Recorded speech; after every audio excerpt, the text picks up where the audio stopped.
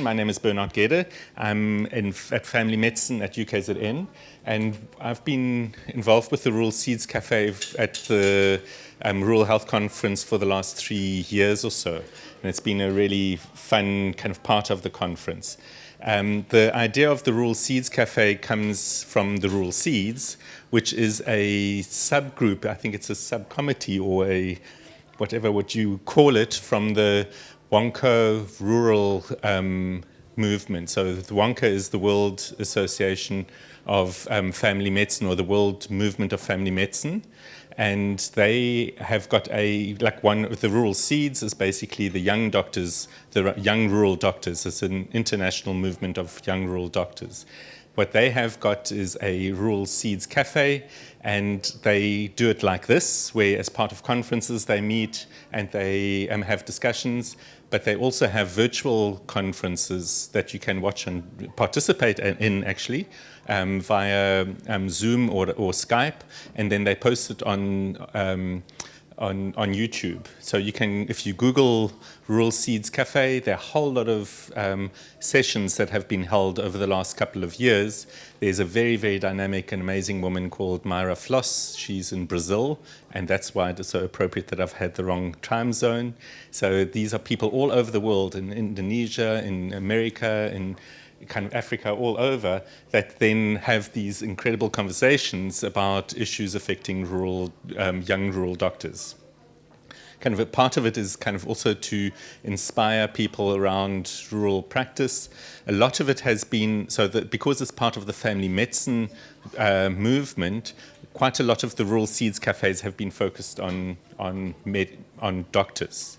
But I think with the nature of the Rural Health Conference here in South Africa, the Rural Seeds Cafe has from the beginning been not only about doctors. This has been about all practitioners in rural health, and it's been much more open and much more integrated. So I think on that level, we are diverging from the purest Rural Seeds Cafe a little bit, but that's completely okay. I mean, they don't own it in many ways, and we can participate. And so this year, with the capacity of being able to video this, we would like to video this session and then post it on YouTube as well, and link it to the Rural Seeds conversation as well. So if anybody doesn't want to participate in that, please indicate so, but that is what our intention is. Okay. Maybe what we should do is do a quick round of introduction that we all know who is here, and then we can start with the discussions. Do you want to maybe start with the microphone from that side? Oh, sorry, just one more thing. Whenever you speak, please speak into the microphone because we are recording. So that was the one kind of thing that may become like it can break the spontaneity a little bit, but we really would like to capture this. Good morning, everyone. My name is Yola Khokhwana. I am a final year medical student, Cuban trained, but currently finishing off my studies at Witwatersrand University. Hi, everyone. My name is Fatuma Lo, and I am a fourth year medical student at Wits University. Hi, my name is Mampoy Mapishwane. I come from Johannesburg. I work for Oxfam, South Africa. Hi, my name is Jan. I'm an anaesthetist by trade back in England. I'm currently working on a project in Eastern Cape to collaborate with the rural health doctors, so that's my interest. Dumelang, my name is Khodisamang Desmond Kegakilwe. I'm from the Northwest Province, working as the CEO Clinical Manager Khanyisa Hospital. Hi, my name is Gloria Mfega-Nkabinde. I'm a lecturer and specialist in the Department of Family Medicine, UKZN. Hi, my name is Tandaza Cyril Nkabinde. I'm from Family Medicine Department, UKZN. Hi, my name is Marika Bezaidnert. I'm a physiotherapist at Manguzi Hospital. I'm also the chair of RISA. Hi, I'm Stephanie Homer. I work with OT students and I'm part of RISA. I'm an occupational therapist. Morning, I'm Belina Tsele from Northwest. I'm a PhD lecturer. Thank you. Hello everyone, I'm Lebo Ramon from the Northwest Province. I'm a PhD lecturer. I'm Ian Cooper from Ukwanda Centre for Rural Health, Stellenbosch University, and I'm also on the executive of the Wonka Working Party in Rural Practice. So a special shout out to Mayara and the Rural Seeds crew. Hi, I'm Ruben Geweld. I'm a nurse at the Rural Clinical School in the Western Cape. I'm Martin Bach, family physician at the University of Pretoria.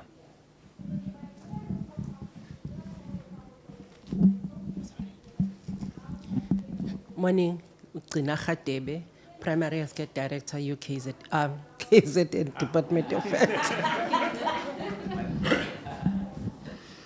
Hi everyone, Sibusisiwe Dlamini, dental therapist by profession, PhD student at UKZN, and I have an interest in rural oral health. Good morning, everyone. I'm Ruth Magali, third-year nursing student from the University of Pretoria. Hi everyone, I'm Aneliso Siboto, a physiology student in UKZN. Hi everyone, I'm Tobeka Mthembu. I'm a clinical psychologist doing my community service, and I'm interested in making psychology relevant to rural communities. Thank you very much. It's a really wonderful group of people that we have together, but it's also quite nice that there's a mix of young and old, because I think that's also one of the features of the of many of the rural seed cafes, that they're often some of the older folk who reflect on what has been going on. But I think what we really also would like to stimulate is kind of to learn from people that are entering into the into rural health as a direction, as a career, and kind of have a conversation around that. So the way it usually works is that we choose, the format for the cafes is quite varied. Sometimes there's some people that present, but a lot of the time it's actually a fairly open conversation that we pose a topic that we talk about. Sometimes there's quite a bit of preparation before that, and then based on that topic, we discuss what are the dimensions of that. So I don't know whether there are any proposals for topics. I have got 3 proposals that we could choose from, but if there are other proposals that come from here, particularly from the students or young doctors, or young professionals, I would be very happy to hear that. Not sure whether there are any things that jump up. So the 3 proposals that I would like to offer, and that we maybe can choose from, the one is to start exploring the NHI. What are the implications for us as young doctors, as young professionals, and people? What are the implications for the service, and what do we need to think about as we move towards the NHI? The second one is a theme that's been quite strong at this conference so far, and that is community participation. And again, what does that mean for me as a young professional, as a student? The third is a much broader conversation that's taking place in the country around gender-based violence. And so I think that's another really difficult conversation that has been going on for quite a long time. We've had a few sessions in previous years on this before, but clearly, with events in the country over the last while, this is clearly not something that's going away, and it's really become a very topical. And in each of these, I think what's really critical is that we reflect what does that mean for me as a student or as a young professional, and what does it mean for rural health in particular? So don't want to get into the big national debates and whatever around the NHI or the community participation or gender-based violence. I want to locate this very, very specifically, in the lived experience of young people moving into rural health, into a rural context. Okay, so any thoughts on which ones you would like?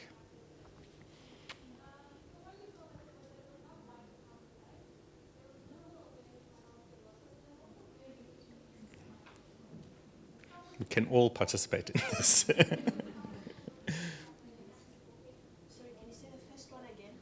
So the first one was the NHI, National Health Insurance.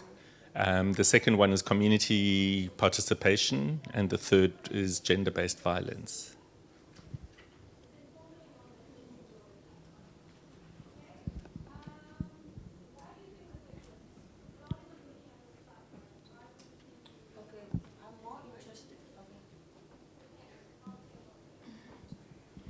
Okay, for me, I think I'm more interested in the NHI topic because I work for a project called Civic Space Project where we amplify civic voices for justice and lived freedom. And for that, we sort of want to create new narratives that can overpower the existing dominating narratives, and privatization of health is one of them. So Yeah. I'm more interested in this one. Any other offers? Or are you comfortable to go with the NHI? Vumanibo. C'est à vous.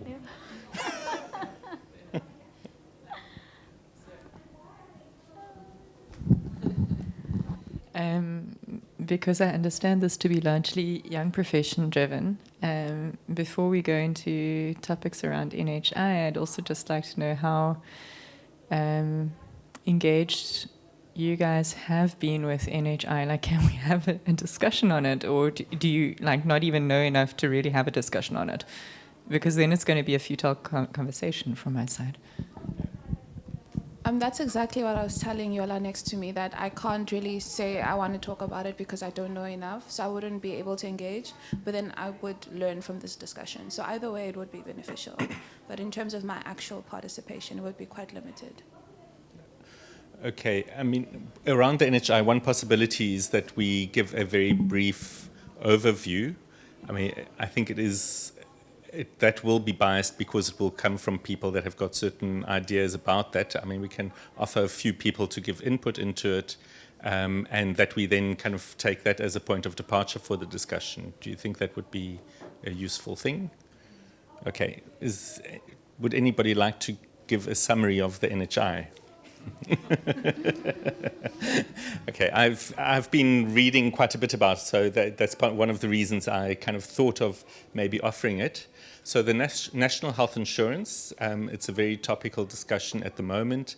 The National Health Insurance Bill has been published about 6 weeks ago or so for comment. This has come out of a National Health Insurance Bill that was published last year for comment, and this is so the second iteration of the bill, and that was followed by a National Health Insurance white paper that was published about 3 or 4 years ago that also was open for comment.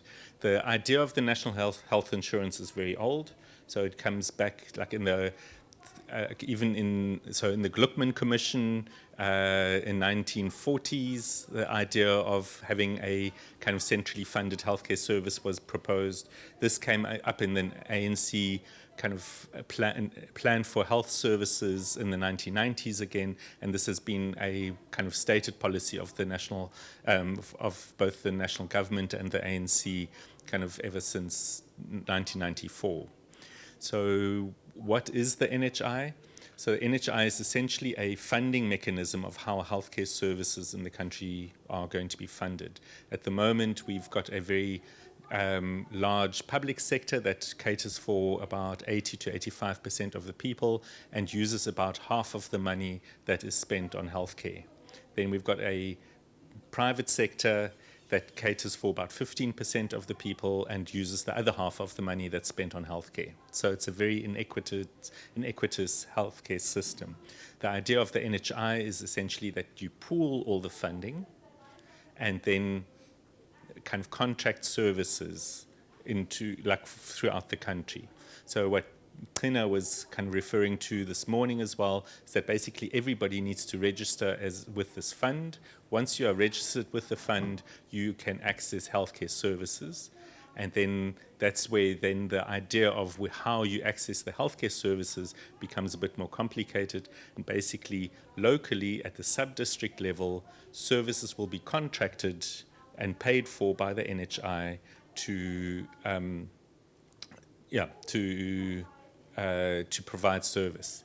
So as a user of healthcare services, you in the local area, depending on who's been contracted for the service, whether it's the local GP, the local clinic, the community health worker, the local hospital, wherever you go for services, you get those services for free if they have been contracted. Okay, so that's roughly the model. I'm not sure whether there are any other kind of explanations or additions to that. Yeah, well, I would like to add by taking a step back and saying that the aim behind the National Health Insurance is universal health coverage. So universal health coverage has been driven by the World Health Organization, and it's the idea that everyone should have access to care. With the hashtag goes with it is no one left behind. No one should not have access to health care, that should be coverage for everyone. And it's certainly a major focus of the World Health Organization at the moment. And the current Director General, who you may know, Dr. Tedros, comes from Ethiopia. He's the first African to be the Director General of the World Health Organization, which is an arm of the United Nations. So my question about the NHI, or my issue with it, is that the two things are being conflated. It's as if universal health coverage equals NHI, and I think they must be seen as different. So I believe passionately, absolutely in universal health coverage. My question is, will NHI achieve universal health coverage? I don't know if you want us to go on to questions now, but I mean, that's one of my questions is, how does NHI make a difference to rural health care? How does NHI make a difference to staffing of rural health services, which is a major challenge? And I can't see yet how NHI is going to deal with that issue. Any other comments or additions to that? So if you look at over the last couple of weeks since the latest NHI bill was published, there has been a lot of media covering, like lots of opinion pieces, lots of people are writing about it. And broadly, like there are a number of people that are very pro the NHI, and there are a lot of voices that are very critical of the NHI. In the voices that are critical of the NHI, you could broadly make a distinction of into two groups. It's not quite as neat, but maybe one can try and move it into two groups. The one group is fundamentally opposed to the NHI. So the one group says, kind of for whatever reasons, this thing is not going to happen. It's not constitutional. It's kind of whatever wrong. And a lot of that, like fairly strong voices, very much opposed, are people that are supporting a free market approach, that are saying, why should we pay for the poor? A fundamental idea of the NHI, though, is social solidarity, that the rich do pay for services for the poor, that the society as a whole pools the funds and everybody benefits from it. So that's a very fundamental opposition to the NHI. The other voices that are very critical of the NHI are voices that are saying, in principle, the idea of universal health coverage, similar to what Ian was saying, is a great one, but is this adequate? Look, the way the NHI is being proposed, is that the vehicle? Is this now a good enough architecture to be able to deliver universal health coverage? Okay, and there are voices that kind of question the funding model, that question the accountabilities, that question the capacity, that question various kind of components of the NHI. Okay, I'm not sure whether that's like from anybody else kind of that has engaged with it. Trina, I'm not sure whether this is a fair representation of the NHI.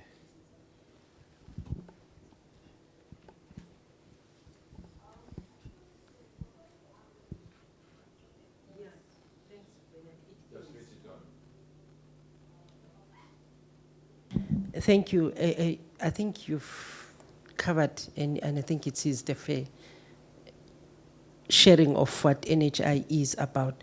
I was just texting Mr. Zungu to find out where the next workshop is, because he's going around doing workshops on NHI, telling us or updating us on the progress they've made so far and what needs to happen next. I just want to check so that anyone sitting here would like to join and listen to what's happening and the debates that are taking place right now. I'll inform you once he's come back to me to say when next is the next session, and you can see whether it's in Umzinyati or King Tlichwa or whatever. But coming back to what I think you said, Ian, I see us, as I said earlier on, there are initiatives that have taken place to start us thinking about how this can work. And actually, instead of us criticizing negatively, but saying what is happening and learning more about what's happening already to take us towards. Because there's been a first phase, and now we're on a second phase. And we're saying what happened in the first phase. And I think late this month we're having a workshop that says the NHI lessons in the NHI districts and KZN.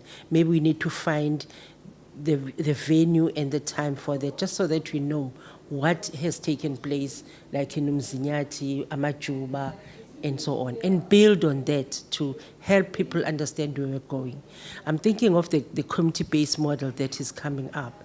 It's saying we're sitting here and we're planning for the access to the most rural, hard-to-reach area. But where is that area? And the CPM is saying, let's map out our districts. Let's know from the Operation Sugumasake, the most deprived wards. Let's start with the most deprived wards and say, how do we bring that most deprived ward to be on par with the highly resourced areas? So do we start there to say, are the resources and all? And you spoke about the staffing and all. And there's an exercise that we did as a department on WISEN, workload indicators for staffing. And it's saying for Clinic X, how many nurses, doctors, therapists do we need? And therefore, if we know that, and we know in the allocation of funding, which areas do we want to cover? So rather than sitting and criticizing, do we have lessons that we have learned that are going to say, if this takes place next year, where do we start? And these are the lessons that I was sharing to say, we've got the health patient registration system, we've got the CCMDD, we've got the WISEN, are those able to take us to a point where when the NHI funding says, I'm here, where do you want me to go? Okay, thanks for that input. Anybody else who would like to give some input?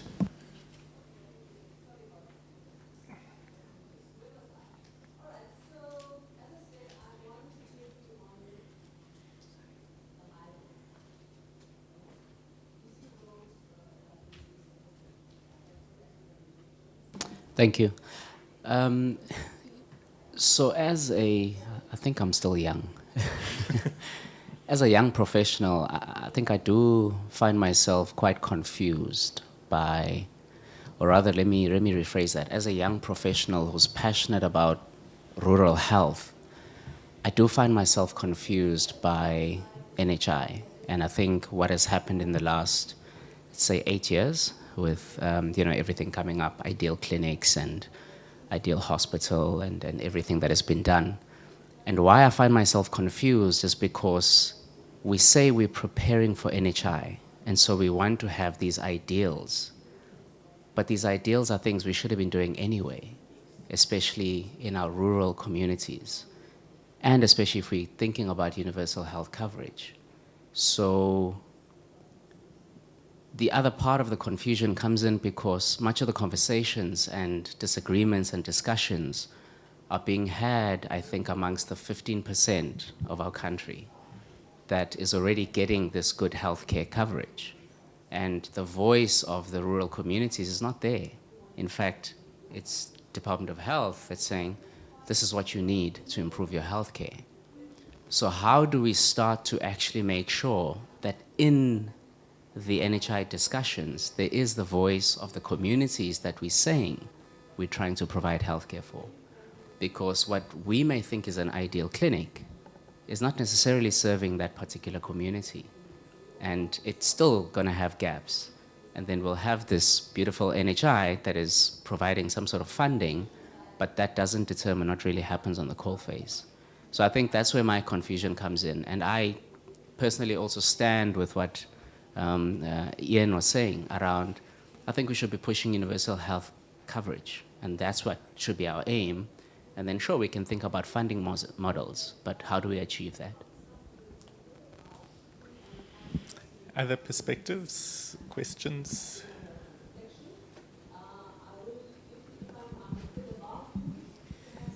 I'm also frustrated because we are putting the cart before the horse, and it has happened in other countries, and that's fine, but it is being made up as it goes along. So it's the questions that often come up in these NHI debates can't be answered by anyone.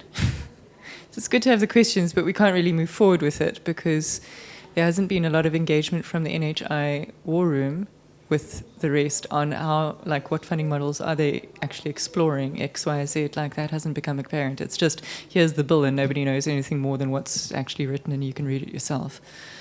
And there's been a lot of emphasis on tick lists instead of governance and leadership. So.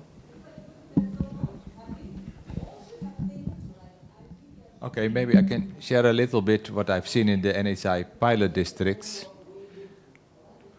In any case, there is a new focus away from hospital-centric care to community-based care. That's one thing. And you mentioned that already. We were trained, you know, as hospital nurses, hospital doctors. So how do we reset our focus? Now, the people trained in Cuba have that. I was trained in the Netherlands. I suppose I got it there as well. That's one thing. So the focus should shift. Secondly, it leads to multidisciplinary teams and health system reform. I've seen that in Mpumalanga, in one district, the NHI district there. There has been big changes in terms of the district management team, how they handled and how they monitored the work they were doing. So that's another plus.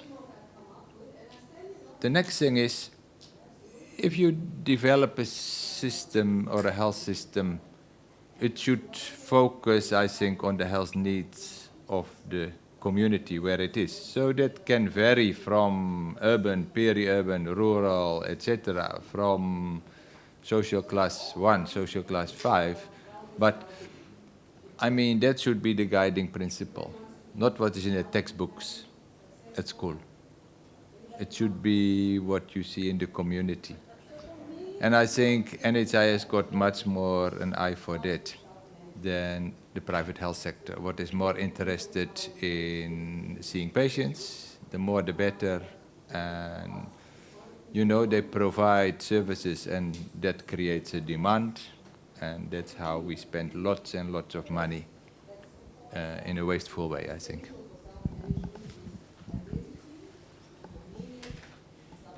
So at the moment, there are a couple of questions.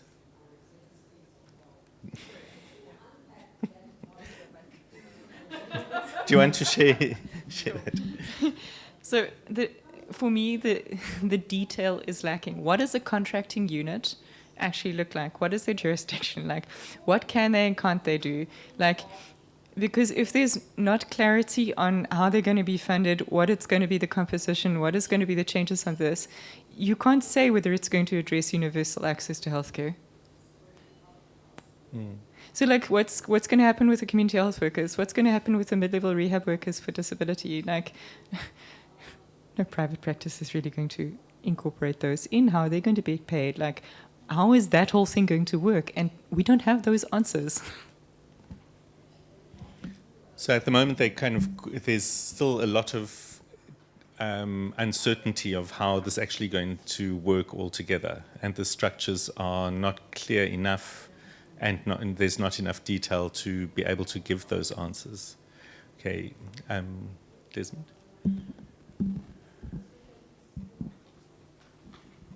Thanks and good morning once again.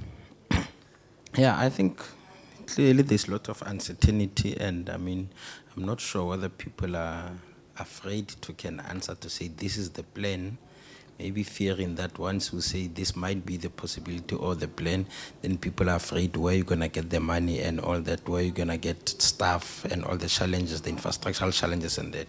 But I think my comment more is like, do we need NHI, and does our system allows for universal health coverage without NHI?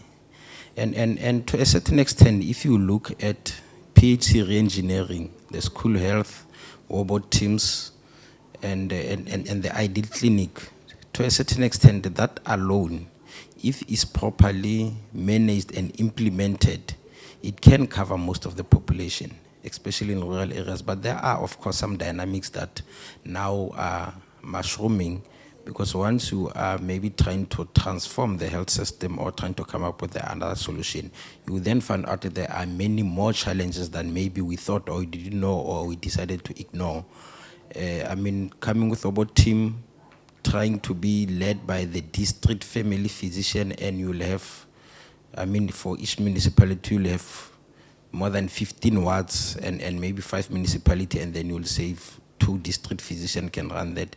And there's no link between the robot team and maybe the family physician. The only link, it will be the PHC re-engineering nurse and then the facility. There's a lot of people in between. So maybe that might be the challenge, that we need to say how best we can work on PHC re-engineering to build in the system.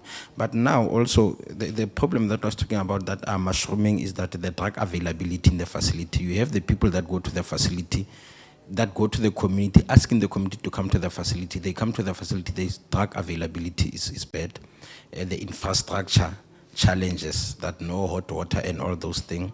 The attitude, staff attitude, related to staff shortage, the cleanliness, all those things that have been identified, they then comes as a challenge to the PHC re-engineering, that we need to deal with them. But while doing that, the other question it will be that why NHI can solve those problems. The answer, people, no one can answer that question. But then it comes to what solution do we have immediately? Because the other question it will be that, is our health system currently sustainable, how we run it? The rate of litigation, the indicators, how it's running, what needs to be done now? We can, after identifying all those challenges, what will be the best that we can do now? But now we have the challenge where people comes in and now government proposing NHI.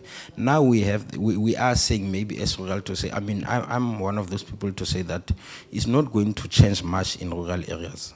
Yes, maybe the country might need it, but until we have equitable health to the population, then maybe we can talk NHI. But then there are other people that are saying no to NHI because of other interest. So now we tend to be clouded along to say those people that are for their own interest, private health sector and liberal, what they call it, business, health, whatever. They say no NHI, and they're mentioning their other reasons. But what will be the progressive opposition to say, if we say no to NHI, what we need to do and come up with a practical solution? So maybe that's where we need to engage as a rural practitioners to say that we need to fix health system, how best we can fix our health system and implement it equitably within the population to prepare for any program that might be proposed in future. Thank you for that. I really enjoyed your last point. I think my take on NHI, I see it strictly as a funding model. It's about how we take finances from the 15% currently paying and contributing to medical aids and pool that to support the current healthcare services which are severely constrained. But I don't see us throwing away things like Ideal Clinic, throwing away PHC re-engineering, but in fact I see us adding to that and building on that with CBM model. Now, with the questions, I think we really need to be careful, because my sense is, whether we like it or not, NHI is happening. There's too much political drive around this for it not to happen. There's a political agenda and will behind this happening. I think the question is, how do we then engage with those in power to be able to inform the implementation, to ask the questions so that we are sure that the process is well thought out? Now, one of the other things Jonathan Broomberg from Discovery mentioned is that it's almost as if government has thought of this as a very short process. And this is not going to be a short process. If you kind of look at NHLS in the UK, it was started after World War II. It took decades for them to perfect the process. This is not going to be a switch-on process in 2022 to 2026 and we've got it. It's going to be a process to implement this thing until it looks like that white paper or the document. But along the process, even starting now, how are we assisting government in asking the critical questions to make sure that we are making them accountable for doing the things that they would said that they would do? In fact, there are a lot of things and loopholes that they haven't thought about that we need to say, actually, there's a gap there. You haven't thought about that. How do we do that? There's a gap there. How do we do that? And I think that's a role we have to play as rural clinicians where we do see those gaps. But I think the healthcare resources and healthcare worker issues are real. Because even if the whys and criterias are there, Mamgcina, how many clinicians are actually wanting to go into the rural setting? We are asking our students those questions. Oh, they must build another hospital there. And we say, oh, would you go and work there? And they're like, oh, actually, no. So the whys and criteria might be there, but how many people are actually willing to go there and stay maybe 2 to 5 years even, a season of their lives to serve people in rural settings? I think those are just some of the things we need to think about. Okay, I mean, what's really quite amazing out of the last couple of inputs is the thing that emerges around what are the questions that we need to ask. And I think that may be a good way, like, regardless of how much you know about the debate or the bill or what's been published, I think that's a fundamental question that maybe we can throw that open and say, so what are the questions that you think we need to ask about rural healthcare? Like, and I want to locate this very particularly for young practitioners and students that are interested in rural health. So what are the critical questions that are coming up from what you've heard up to now, saying, all right, this is a big debate, but what are the questions that we need to ask?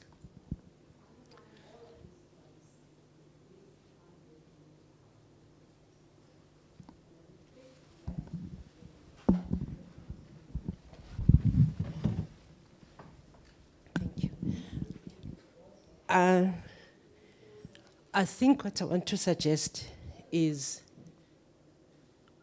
the first question is, how much do we know about what has happened? We can read what the NHI is about, but how much do we know happened in the first phase of NHI?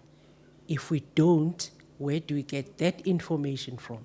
Because if we don't, we will always be asking one and the same question with no answer.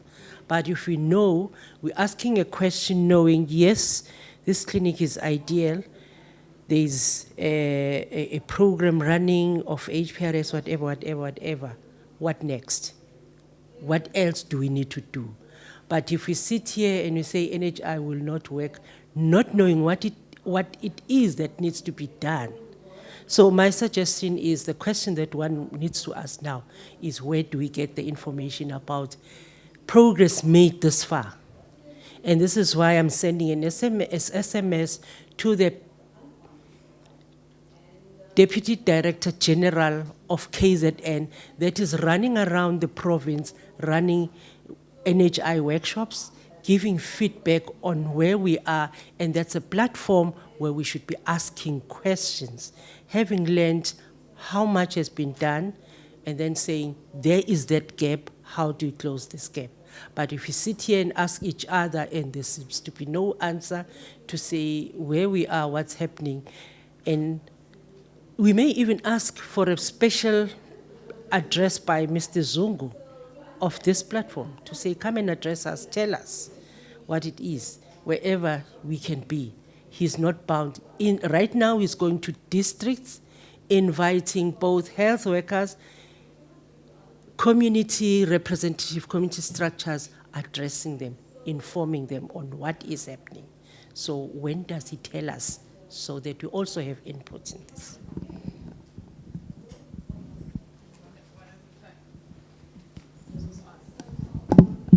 One of the big questions that I've got with the pilot districts, well, number one, whether they tried, as far as I understand, they were trialing more the PHC reengineering, not the NHI funding model.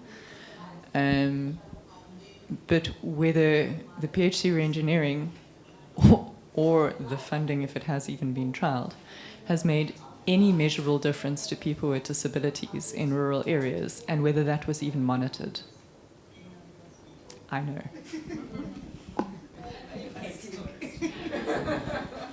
So you're asking a rhetorical question.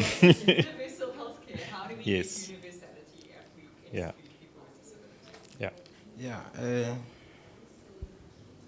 One of the other challenges that we're having is that, I mean, of course, there are pockets of excellence in the country, and a lot of differences between the provinces. But now the NHI, it's South Africa. It's going to be one funding from it will be national. So there are, of course, Ideal Clinic. If you look at the dashboard, lot of platinum, gold, silver, and then you actually go to that clinic. There's still difference from staffing, infrastructure, medication, and what they provide, even the protocols, even the hospitals. So the issue is that how do we deal with this unequitable access to people? And that is the fact. And we can consider those pockets of excellence and multiply them.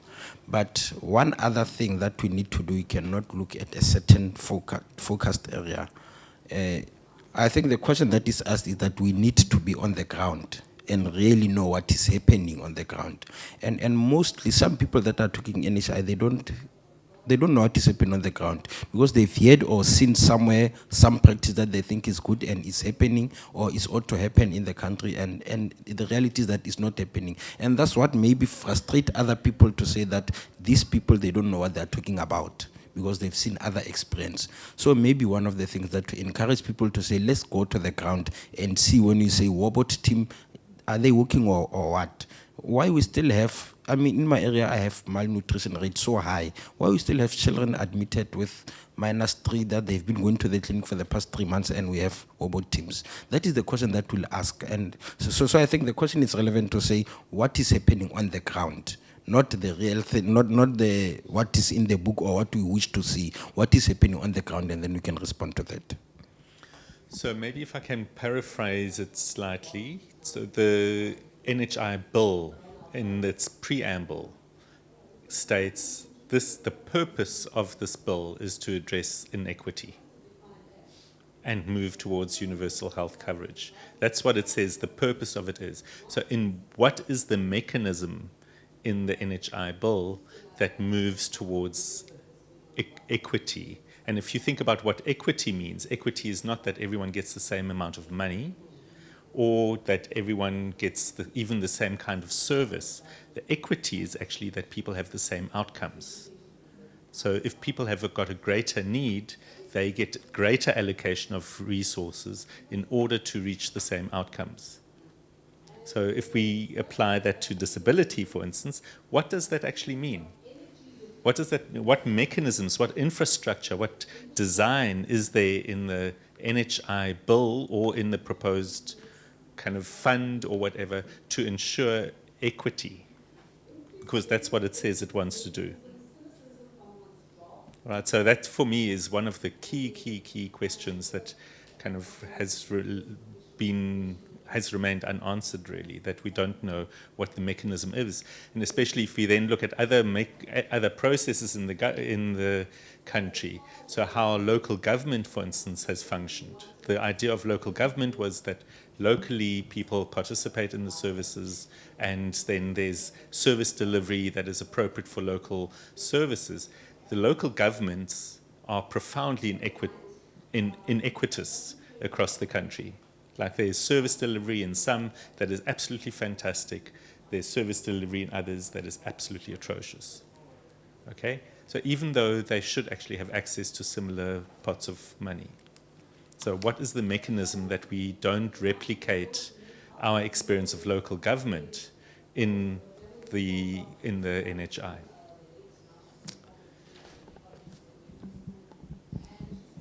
So maybe just feeding onto that as well, another sentiment that I was thinking is in South Africa broadly, I would say, we've come into this culture of if you don't use something, it's taken away or the budget is shrunk.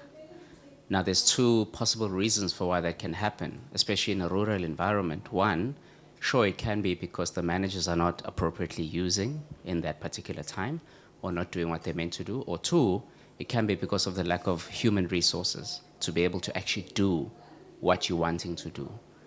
So with the NHI as a question, because it's a funding model, how is it going to be able to get around that? And especially when you're going to be contracting a lot of services, the individuals to be able to say, we need these services, might not be there. What happens? And so will it further harm, I dare to say, the rural environments that we're trying to get equity across the board? And will it actually empower the urban and semi-urban environments? Because now there will be about a lot more emphasis on, but we need this, and it's contracted. Thanks. Martin, can I pass Martin and Ian? What I would like to do after these two inputs, I'm very, very mindful that the people that have spoken most are not the youngest people in the room. So I would really like to actually open it up for everyone that hasn't said something, but particularly for the young people to start to say, so you've listened to this. What does it mean? Where does it resonate for me? Where does it make me feel uncomfortable? Just your responses to this. That would be really wonderful to hear. So first Martin and Ian, and then I'll give you a chance. Maybe I should shut up. But I mean, the system as it is going is not working well. And I mean, that we are all agreeing on. One is the role of the district hospital. Who will speak? Who will speak for the rural community? The district hospital knows quite well what is happening in the district. How many people are there? How much money do they spend per capita? So that's one. And I'm not sure where the district hospital features. Then the district management team is accountable to the community in the district. If there are no consequences, you get good and bad. So there should be consequences if there's bad management. And I mean, people should resign, should be fired, whatever. So that's the other thing. Now, what I've seen in Lesotho and what has not been explored here is the performance-based financing. I've seen in Lesotho that the World Bank and the Department of Health gives people who put in extra effort and perform better, they get an extra bonus. What can be used for the hospital to improve the hospital further? I find that a very interesting system because there you are going to encourage input. It's like a carrot. And if people do well, they get extra money to buy equipment and ambulance and whatever. So that's something what should be looked into as well. So there are definitely ideas and models what are maybe not, explicit at the moment, but what can utilize to improve what you want to achieve.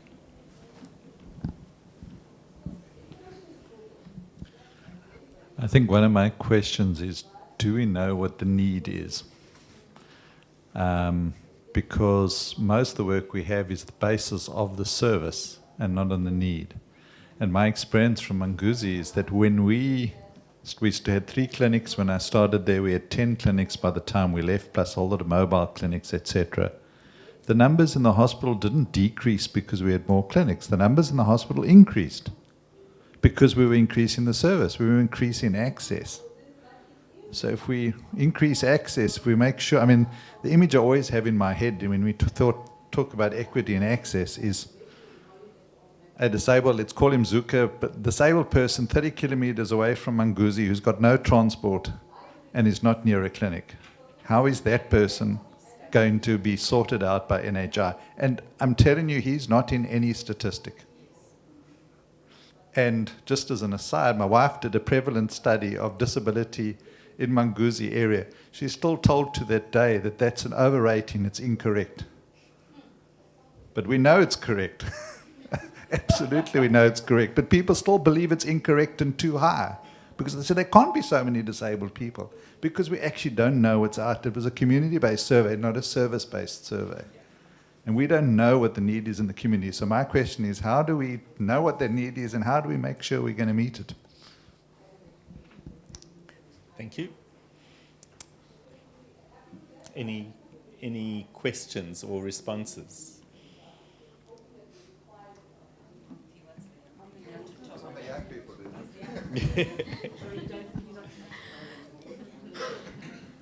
Okay. I'm also young, Desmond. Okay, just a comment. I've been listening to what has just been said, and I think for me, what stood out, what you spoke about. Well, I think a lot of things stood out, but I'm just gonna start from what you said, Bernard, in terms of if there are any mechanisms which have been thought of. Because in a way, in as much as we wanting to move towards a universal health system, whereby we have an improved quality of life for everyone, be it in a rural area or in an urban area, but the mechanism to reach that is different for everyone. For example, psychology is different if you practice it in an urban area, but in a rural area, you have to change the approach. And I'm just worried that if we come with a universal mechanism, it won't be appropriate for people in rural areas.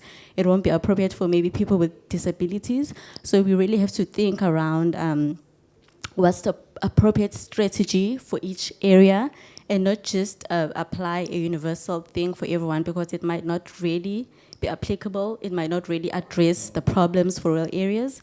Yeah. I hope I'm making sense, but that's basically what I've just been thinking about as people are speaking. And I think it also goes back to what someone said, that the starting point should be actually engaging with the relevant people rather than just as professionals or just the Department of Health, but also in the discussions that people from rural areas are called upon to engage with those people. People with disabilities are also called upon, and then we engage with those people so that we can really find out what is the need. And then when we know the need, we can hopefully come with the appropriate mechanisms, and then as a result, reach the universal improved quality of health that we are aiming for. Thanks.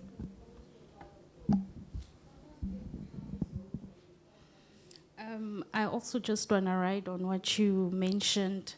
In terms of the mechanism that will address the inequity or inequality, is this just based on patients or is it also based on the healthcare providers, especially in rural areas, like she said?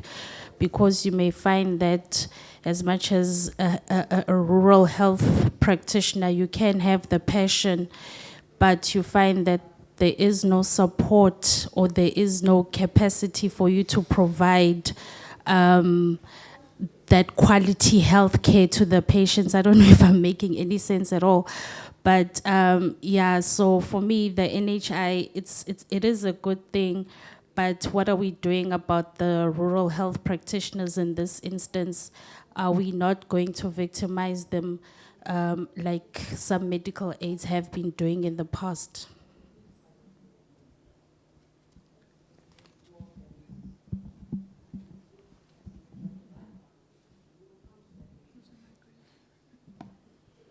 I just wanted to comment on engaging rural people.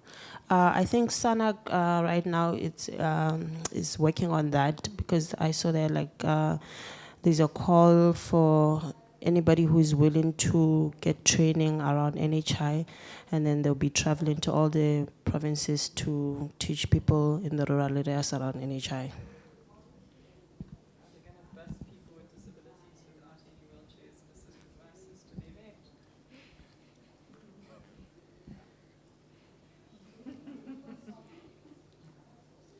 Okay, yeah.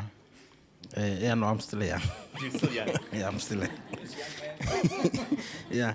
No, I think what Martin is raising is very important, the role of the district hospital, and I think we've previously discussed this.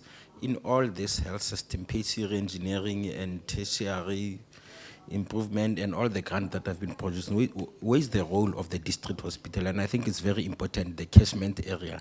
And I mean, mostly, especially that, given the training of the health practitioner in South Africa, to say that how do you train people for hospital-centric and now want them to solely practice or do their best in the PHC, in the PHC care. So I think it can be a good transition to sort of say that not necessarily make hospital-centric care, but make the district hospital sort of the overseer to the clinical governance, to be the hub of the clinical governance within the sub-district. So I think maybe that's what we should encourage on, to say the role of the district hospital, not for the management purposes or not for the admin purposes, but for the clinical governance purposes. Just as advert, if you look for the article Carl LaRue and I wrote for SAMJ a couple of years ago, saying just that, which, I mean, we were speaking on behalf of Radasa essentially, so have a look at that. Anyone else wanting to comment on this?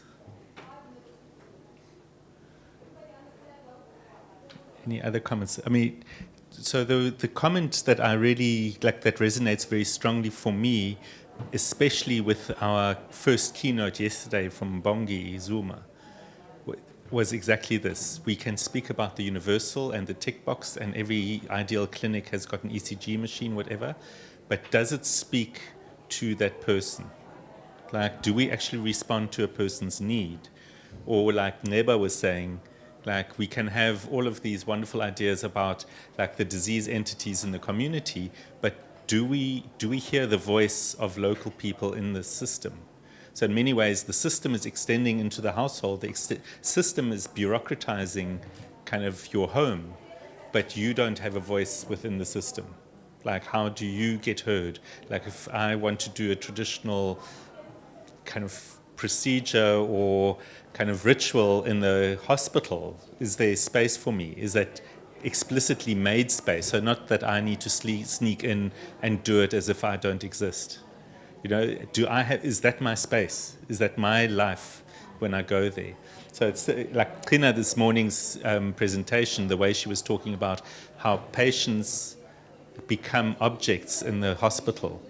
So when you think about how we treat people, kind of we strip them naked and then we put on a uniform, and then we regulate everything they do when they get into a hospital. So that, I mean, this is like a prison. That's what we do with prisoners. So do you know that they are, even the uniform that we give them, do you know that there are 3 sizes for hospital clothes? Universally. It's too big, too small, and out of stock. So it always doesn't fit you. You don't feel comfortable in the clothes that they give you in the hospital. So it wasn't made for you. You didn't choose the color, you didn't choose the cut. Okay, so it's like we are objectifying people. So how can the NHI actually humanize kind of the system that people have got a place in it? Like, for me, that is a very profound question that I'm struggling with, and I'm not sure what the answers are. So, but I think that resonates very strongly with what you were saying, like that universality may actually just kind of be kind of quite dehumanizing. Yeah. Okay. Yeah.